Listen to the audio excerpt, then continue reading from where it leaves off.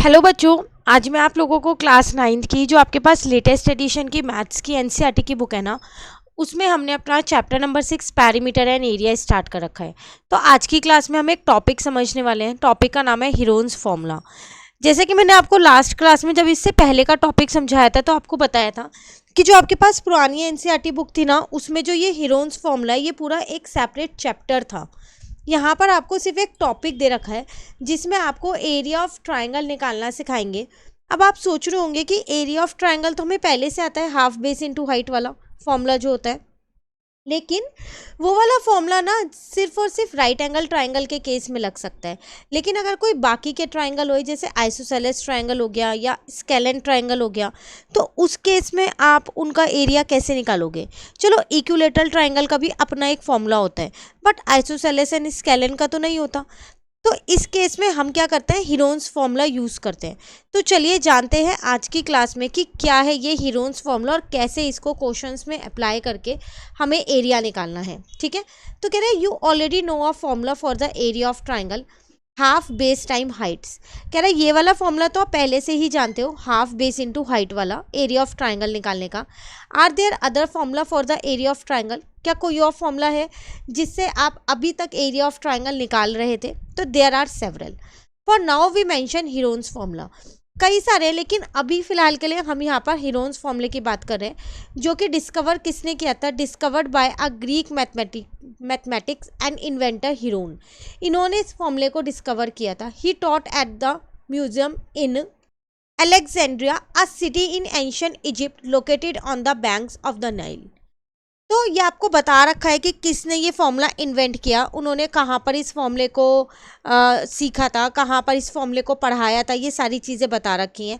The formula state that if triangle A B C has side length B C is equal to A, C A is equal to B and A B is equal to सी।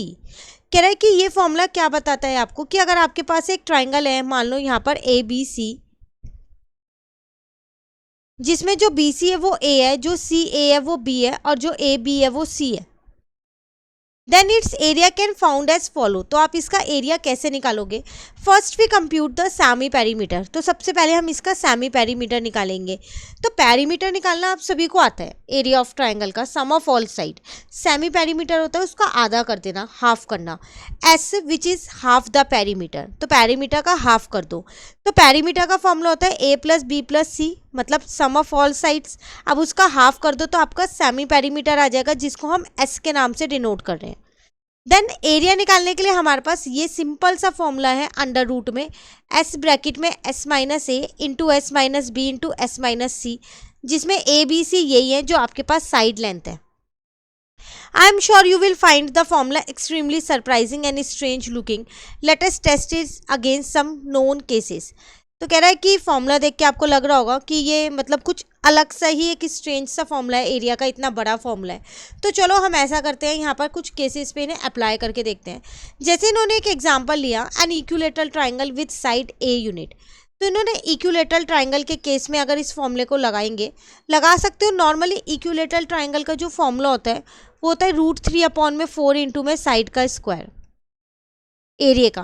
तो last में अगर आप देखोगे ना तो आपका यही निकलेगा, ये रहा। पर इन्होंने इसको क्या किया, हीरोन्स फॉर्मूले की हेल्प से निकाला, जो कि आप इजीली निकाल सकते हो। कैसे, अब इक्विलेटरल ट्राइंगल है तो इसकी तो तीनों साइड ए होंगी ना यहाँ पर, है ना। तो सेमी पेरीमीटर कितना आएगा, 3a, तो इसका पेरीमीटर हो गया। तो सेमी पेरीमीटर 3a/2 हो जाएगा। तो s निकल गया मेरा 3a/2। Now area of triangle अब मुझे यहाँ पर लगाना है। तो हम अपना वही एरिया ऑफ ट्राइंगल अगर यहाँ पर देखें तो एरिया का फॉर्मूला अभी हम देख के आए थे, एस ब्रैकेट में S minus A, S minus B और एस माइनस सी। एस अभी हमने यहाँ पर निकाला था 3/2a, और साइड तो सारी इसकी ए ही है, तो हम इसके अंदर पुट कर देते हैं एस की जगह एस की वैल्यू और ए बी सी की जगह ए बी सी की वैल्यू। तो 3/2a ब्रैकेट में 3/2a माइनस ए, यहाँ पर भी यही हो जाएगा 3/2a माइनस का ए, और यहाँ पर भी यही आ जाएगा 3/2a माइनस का ए।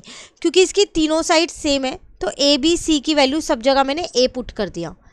ठीक है, नाउ 3/2 है, ये बाहर वाला तो ऐसी है, अगर मैं इसे ब्रैकेट में सॉल्व करूंगी तो a/2 आएगा, बेस सेम करके सब्ट्रैक्ट करूंगी।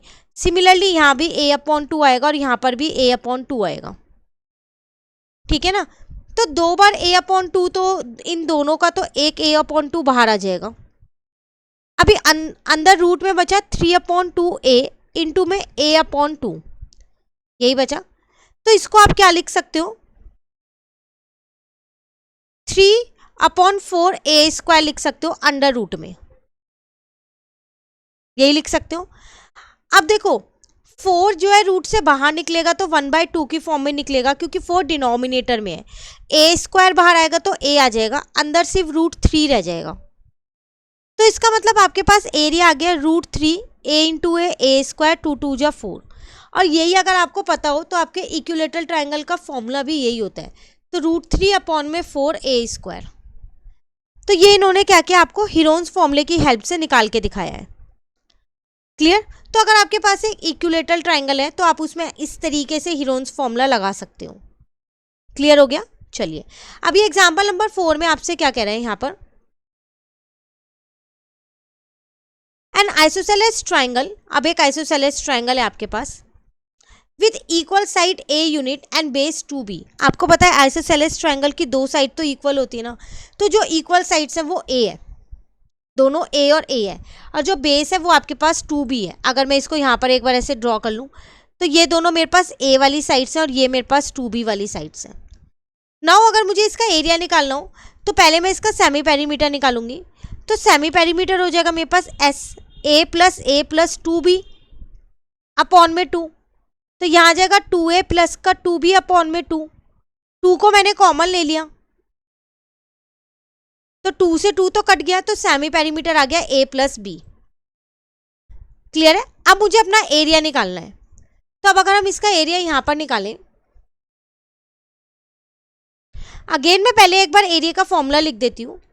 s ब्रैकेट में s - a, s - b और s - c। नाउ s मैंने निकाला है यहाँ पर a प्लस का b, तो a प्लस b माइनस का a ही रहेगा क्योंकि a की वैल्यू a है। a plus b again minus a रहेगा क्योंकि उसकी दो साइड मेरे पास a थी और एक साइड मेरे पास थी 2b, तो माइनस का 2b यहाँ लिख दिया। तो ये हो गया मेरे पास a प्लस b, a से a कट गया, यहाँ आ गया b, अगेन a से a कट गया, यहाँ भी b आ गया, यहाँ पर आ गया a माइनस का b। जब इसको सॉल्व किया तो ये 2b है तो एक b तो बाहर चला गया, अंदर बचा a प्लस b और a माइनस का b, जिसको मैं क्या लिख सकती हूँ, a² माइनस का b², क्योंकि मेरे पास एक आइडेंटिटी होती है a प्लस बी और a माइनस बी की, a² माइनस b²। तो देख लो ये इसका आपके पास एरिया निकल के आ गया। तो आप कह सकते हो कि अगर आपके पास आइसोसेलेस ट्राइंगल है तो जो उसका एरिया होता है वो ये होता है b अंडर रूट में a² माइनस का b²। क्लियर। चलिए नेक्स्ट आते हैं एग्जांपल नंबर 5 में। अब आपको यहाँ प्रॉपर साइड्स गिवन है, a triangle with side 3, 4 and 5 unit. तो अगेन आपको इसका पूरा एरिया निकालना है। तो आप पहले ये भी चेक कर सकते हो कि ये राइट एंगल ट्राइंगल है या नहीं है।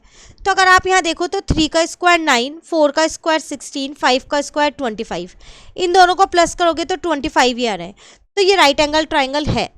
तो आप इसे हाफ बेस इंटू हाइट करके भी निकाल सकते हो, क्योंकि बेस अगर आप 4 ले लो, हाइट आप 3 ले लो।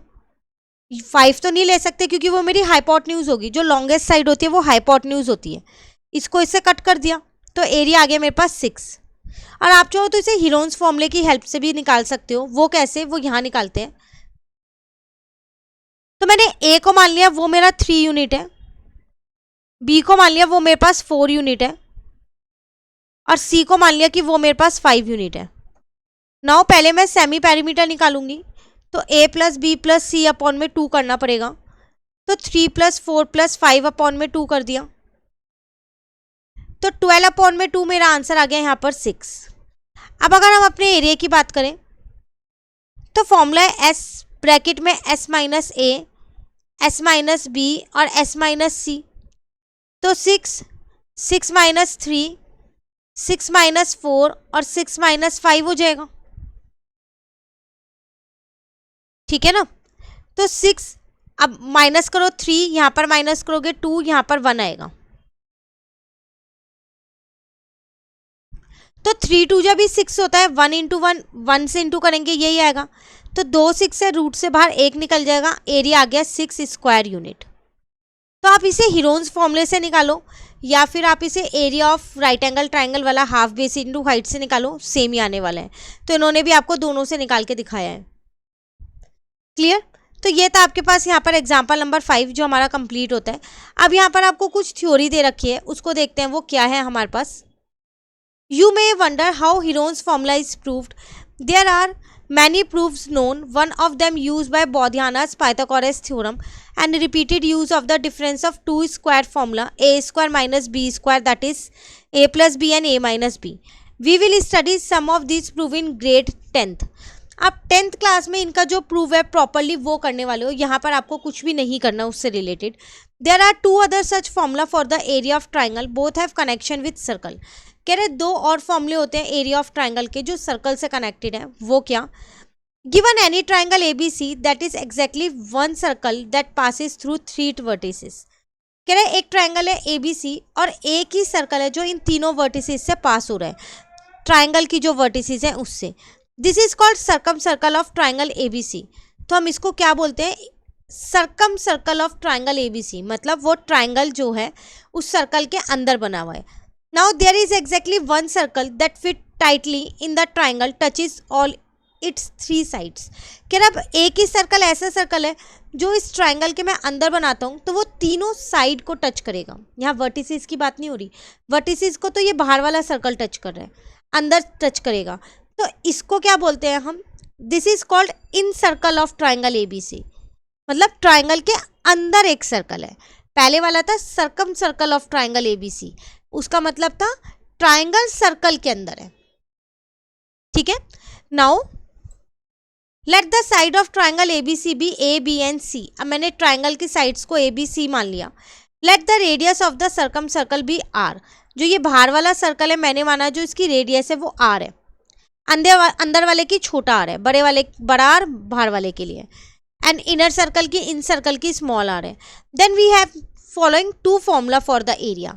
आप एरिया ऑफ ट्राइंगल इन 2 तरीके से निकाल सकते हो, A into B into C upon में 4R, ये एक फॉर्मूला हो जाएगा। अगर आपको बाहर वाले सर्कल की रेडियस दे रखी है और ट्राइंगल की तीनों साइड्स गिवन है तो ये लगा दो, और अगर आपको अंदर वाले सर्कल की रेडियस दे रखी है और ट्राइंगल की तीनों साइड गिवन है तो आप ये वाला फॉर्मूला लगाओगे एरिया ऑफ ट्राइंगल निकालने के लिए। उस टाइम पे आप हीरोन्स फॉर्मूला या राइट एंगल ट्राइंगल वाला फॉर्मूला नहीं लगाओगे। क्लियर? तो इन 2 फॉर्मूलोज को भी आप अच्छी तरह से कहीं पर लिख लीजिए, नोट डाउन कर लो, ताकि एग्जाम टाइम पे जब रिवाइज करो तो आपको याद रहे कि हाँ ये 2 फॉर्मूलेज भी हैं जिनसे हम एरिया ऑफ ट्राइंगल निकाल सकते हैं। ठीक है, चलिए अब आगे देखते हैं। यहाँ पर अब आपसे क्या कह रहे हैं? Brahmagupta's formula for the area of cyclic fourgon. Cyclic fourgon मतलब जो 4 साइडेड फिगर होती है, अगर हमारे को उसका एरिया निकालना हो तो कैसे निकालेंगे? Now we have seen how to find area of triangle given the length of its 3 side। अभी तक हमने जाना कि हम एरिया ऑफ ट्राइंगल निकाल सकते हैं अगर हमारे को 3 साइड्स पता हैं तो। The natural question then is how can we find the area of फोरगोन given the length of its 4 side. लेकिन अगर एक 4 साइडेड फिगर है और उसकी चारों साइड्स पता है तब हम कौन सा एरिया लगाएंगे? मतलब हमें एग्जैक्टली नहीं पता कि वो रेक्टेंगल है, स्क्वायर है, रोम्बस है, पैरेललोग्राम है, क्या है, बस एक 4 साइडेड फिगर दे दी गई है, उसकी प्रॉपर्टीज वहाँ नहीं मेंशन की गई है।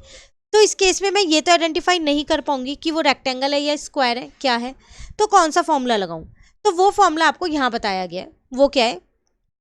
Earlier we ask can we find the area of parallelogram if we know only the length of its sides. अभी हमसे पहले भी एक क्वेश्चन ये पूछा गया था जब हमने लास्ट क्लास में एरिया ऑफ ट्राइंगल का कॉन्सेप्ट किया था। उसमें पूछा गया था कि अगर हमारे को एरिया ऑफ पैरेललोग्राम निकालना हो तो क्या उसकी सिर्फ लेंथ ऑफ साइड सफिशिएंट रहती है? नहीं, क्योंकि उसका फॉर्मूला है बेस इनटू हाइट, तो उसमें आपको हाइट भी चाहिए। Then the answer is no. In the same way we ask can we find the area of फोरगोन if we only know the length of its side. तो क्या ऐसा हो सकता है कि अगर मुझे चारों साइड्स की बने तो मैं 4 साइडेड फिगर है तो उसका एरिया निकाल सकती हूँ? अगेन वहाँ पर आप कह सकते हो कि डिपेंड करता है कि आपको जो फिगर है वो कौन सी है, 4 साइडेड फिगर। ठीक है। नाउ इसका आंसर आपको दे रखा है, द प्रॉब्लम इज अबाउट फोरगोन whose sides are known to be 3 3 3 3। It is a rhombus. कह रहा अगर आप फिगर 6.27 देखें तो मान लो अगर सारी साइड सेम है तो इसका मतलब वो रोम्बस है। होती तो स्क्वायर की भी सारी साइड सेम है बट उसके सारे एंगल्स 90 भी होते हैं ना, ये चीज़ भी मेंशन होनी चाहिए। लेकिन अगर खाली सारी साइड सेम आ रही है तो इसका मतलब वो रोम्बस है। As you can see the area of 3 figures are different. तीनों फिगर का एरिया आप देख लो डिफरेंट है, अंदर इनके एरिया लिखा हुआ है, डिफरेंट है ना। तो वही चीज़ वो आपसे बोल रहा है यहाँ पर कि क्यों इनका एरिया यहाँ पर डिफरेंट है। So we can not find the area of फोगन only from the length of its 4 side. तो इसका मतलब अगर हमारे को सिर्फ साइड्स गिवन होंगी तो हम उसके बेसिस पे, खाली उसी के बेसिस पे एरिया नहीं निकाल सकते एक 4 साइडेड फिगर का। हमें उसके लिए कोई ना कोई और इन्फॉर्मेशन चाहिएगी। This could be the one angle of फोगन और the length of it one diagonal और the angle at which diagonals cut each other. तो इस केस में या तो मुझे कोई एक एंगल दे दो उसका, या फिर मुझे लेंथ ऑफ डायगोनल दे दो, या फिर जो इनके बीच में एंगल बनना है वो बता दो। कुछ ना कुछ एक और चीज़ मुझे चाहिए। और इट कुड बी अ की geometric property of the figure, या फिर कोई उसकी प्रॉपर्टी बता दो तो मुझे पता चल जाए ना वो कौन सी फिगर है। तो one such property is that the polygon is cyclic polygon. तो यहाँ ब्रह्मगुप्ता ने क्या किया, एक और अच्छा सा फॉर्मूला इसके लिए निकाल दिया कि अगर आपके पास एक 4 साइडेड फिगर है और उसकी साइड्स आपको पता है बट ये नहीं पता कि एग्जैक्टली वो फिगर कौन सी है, तो आप उस केस में इस फॉर्मूले को लगा सकते हो। देन वो फॉर्मूला जो निकाला उन्होंने वही सेम निकाला है जो एरिया ऑफ ट्राइंगल का था। पहले सेमी पेरीमीटर एस निकालने को बोला तो पहले हम a plus B plus C करते थे, अब a plus B plus C plus D कर देंगे, डिवाइडेड बाय 2 कर देंगे। फॉर्मूला सेम वही है, s minus A S minus B S minus C S minus D हो जाएगा। यहाँ मतलब जो एक बाहर s लिखा होता था ना यहाँ रूट के अंदर खाली s, वो नहीं है यहाँ पर, इस चीज़ का ध्यान देना, ठीक है। ये नहीं है यहाँ पर, खाली ये इसका फॉर्मूला बन गया। तो ब्रह्मगुप्त ने एक ये नया फॉर्मूला निकाल दिया इसके लिए। अब अगर आपको साइड्स पता है तो आप साइड के बेसिस पे कोई भी एक 4 साइडेड फिगर का एरिया बहुत आसानी से निकाल सकते हो इसको यूज़ करके। क्लियर ना। उससे रिलेटेड आपको यहाँ एग्जाम्पल भी दिया गया कि verify Brahmagupta's formula for the case of rectangle, all rectangle are cyclic so Brahmagupta formula should apply, let the side be A and B. कह रहा अगर मैं रेक्टेंगल के केस में लगाऊं तो रेक्टेंगल का फॉर्मूला तो L इंटू बी होता है ना, तो मान लो इसकी साइड मेरे पास A और B है तो वैसे इसका फॉर्मूला तो L इंटू बी में A भी आएगा। बट अगर मैं ये वाला फॉर्मूला लगाऊं तो लगा सकते हो हाफ। अब देखो ये A है तो ये भी A होगा और ये भी B होगा, तो 2 बार A है यहाँ 2 बार B है, तो 2 तो बाहर चला गया, कॉमन कट हो जाएगा, तो सेमी पेरीमीटर आ गया A plus B. Now S minus A S minus B S minus C S minus D लिख दिया। यहाँ ए से ए कट गया, यहाँ बी से बी कट गया, अगेन ए से ए कट गया, बी से बी कट गया, 2 ए बचे 2 बी बचे रूट के अंदर, तो एक ए बाहर आ जाएगा और एक बी बाहर आ जाएगा, आंसर आ गया ए बी। वैसे भी ए बी ही इसका फॉर्मूला था, आंसर था, और अगर हम इनका फॉर्मूला लगाते हैं ब्रह्मगुप्ता का तो भी सेम आ रहा है, ठीक है। नाउ अब उन्होंने एक और एग्जांपल दिया कि आइसोसेलेस ट्रेपीजियम में ये फॉर्मूला अप्लाई करो। आइसोसेलेस ट्रेपीजियम वो ट्रेपीजियम होता है जिसकी 2 साइड सेम होती है, नॉन पैरेलल साइड्स, तो ये दोनों सेम होंगी और ये आपको 2a 2b दे रखी है। तो पहले आप सेमी पेरीमीटर निकाल सकते हो, तो वो कैसे निकालोगे आप यहाँ पर सेमी पेरीमीटर, तो 2a plus c plus 2b upon में 2, तो ये हो जाएगा 2a plus 2b plus 2c upon में 2। यहाँ से मैंने 2 को कॉमन ले लिया तो a plus B plus C upon में 2 हो गया, कट गया, तो सेमी पेरीमीटर आ गया a प्लस बी प्लस सी। अब इसको आप इसी फॉर्मूले में अप्लाई कर दो s minus A S minus B S minus C में, ठीक है ना। तो जब आप इस फॉर्मूले में इसको अप्लाई करोगे तो फाइनली आपका आंसर यहाँ पर निकल के आ जाएगा। यहाँ पर मैं आपको अप्लाई करके दिखाती हूँ। तो s minus A S minus B S minus C और s माइनस डी मैंने यहाँ लिखा। s का मतलब है a प्लस बी प्लस सी, और साइड्स देख लो क्या क्या है, 2a c 2b और c, तो यहाँ पर मैंने लिखा 2a। अगले वाले में फिर a प्लस बी प्लस सी, यहाँ पर मैंने लिखा c, फिर a प्लस बी प्लस सी, यहाँ लिखा 2b, फिर a प्लस बी प्लस सी और यहाँ दोबारा c, क्योंकि 2 साइड उसकी c थी और एक 2a और एक 2b थी। तो सी से सी कट गया, सी से सी कट गया, यहां पर बचा बी प्लस सी माइनस ए, यहां बचा ए प्लस बी, यहां पर बचा ए प्लस सी माइनस बी, और यहां बचा ए प्लस बी। तो ये 2 बार ए प्लस बी है, ये तो बाहर आ गया। अंदर बचा आपके पास बी प्लस सी माइनस ए, और यहां बचा ए प्लस सी माइनस बी।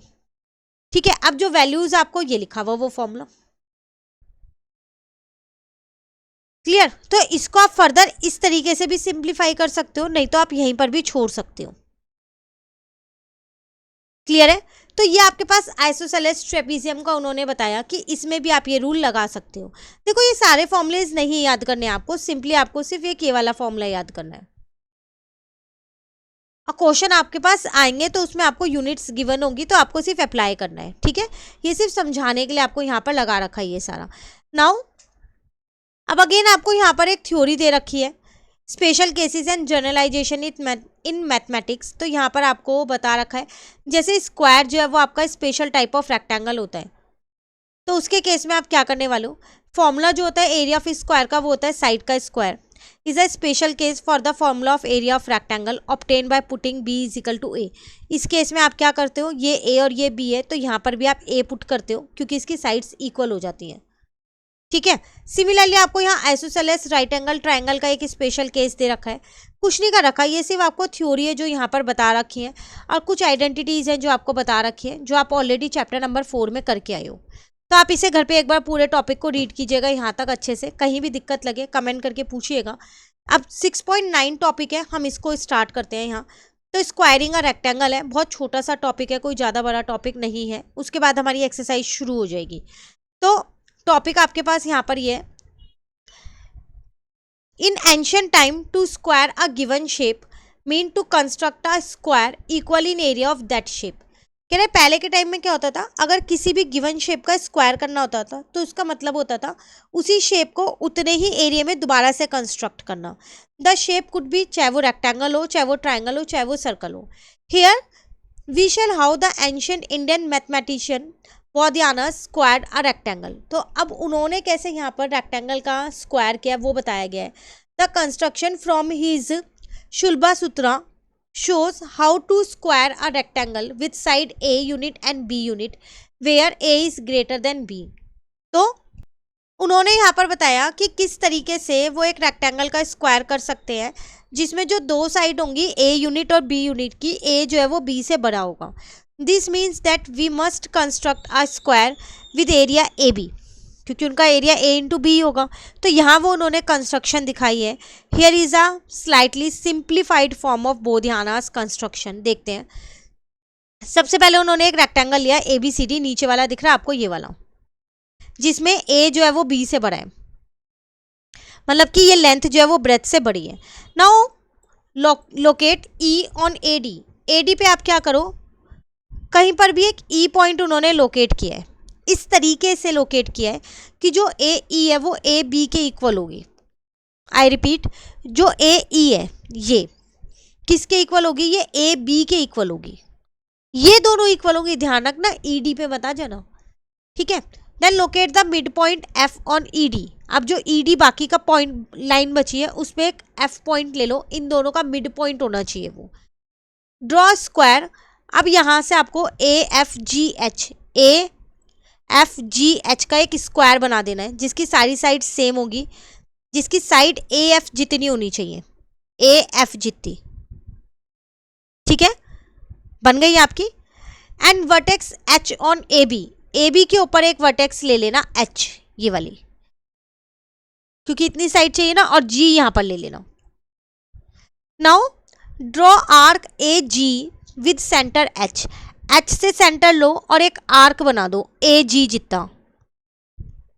ठीक है, उसके बाद आपसे क्या कह रहा है, let arc AG cut BC at K। मान लो वो क्या कर रही है, इसको BC को वो K पॉइंट पे कट कर रही है। Now draw a line through K parallel to AH के पैरेलल आपको एक लाइन ड्रॉ करनी है जो इसके पैरेलल होनी चाहिए, ये बना दी, जिसको नाम दिया है आपने PQ। अब आपको स्क्वायर बनाना है HPQS with HP as a side. अब साइड HP होनी चाहिए, स्क्वायर है तो साइड साइड सेम होगी, ये बन गई। ये वो सेम रेक्टेंगल बनाया है, स्क्वायर जो है ये सेम डायमेंशन का है जो ये पिंक वाला रेक्टेंगल था। इसका एरिया और उसका एरिया सेम होगा दोनों का, जबकि ये स्क्वायर और वो रेक्टेंगल है, बट डायमेंशन सेम रहेंगी इसीलिए। ठीक है, तो आपको इतना कंस्ट्रक्ट नहीं करना है, ये सिर्फ आपको समझाने के लिए बताया गया है। Clear? Try to work out why this method works. You will find that it is a geometrical translation of the formula. आप देखोगे कि इस फॉर्मूले को इन्होंने ट्रांसलेट किया तब जाके ये फॉर्मूला आया a इंटू बी मतलब लेंथ इंटू ब्रेथ। तो आपको सिर्फ फॉर्मूला ही याद रखना है, लेंथ इंटू ब्रेथ, और कुछ भी उसके अंदर नहीं करना। अब कह रहा है why does this method work, ये मेथड क्यों काम कर रहा है वो भी आपको यहाँ पर ये प्रॉपरली समझा रखा है कि इनका एरिया क्यों सेम है। तो ये प्रूव आपको दे रखा है, इतना करने की कोई नीड नहीं है जिसमें आपको पाइथागोरस थ्योरम वगैरह लगा रखी है। सिंपली आपको क्या करना है, आपको ये याद रखना है कि एरिया ऑफ रेक्टेंगल जो है वो a into B length into breadth होता है। ठीक है, चलिए अब आपके पास यहाँ एक्सरसाइज है, इसको हम अपने नेक्स्ट क्लास में स्टार्ट करेंगे। आज ये पूरा 6.2 से पहले का जो एक्सप्लेनेशन पार्ट था वो कंप्लीट हो गया। कहीं भी दिक्कत लगे आप कमेंट करके पूछ सकते हैं। Thank you.